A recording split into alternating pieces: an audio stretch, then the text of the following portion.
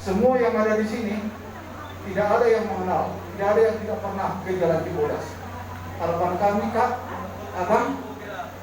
itu harus tetap rumah itu jadi sentral bagi Xiaomi Bukan Terluar. Itu harapan kami dan harapan saya secara khusus ya generasi milenial yang akan meneruskan generasi Bosak Sirimanggur Xiaomi Bukan Terluar khususnya di Tangerang.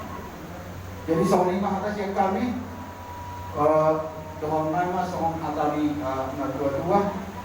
rumah hariara di Kabupaten Kota anak-anak sangat mau doh baru nama tua itu kita menaruh tulis tua benda semorok di dalam ini benda tua anak maha menulis pun terus dong aku nama Isa rumah tua saat masuk saat itu nunga saat udah kasadarion di rumah tangga muna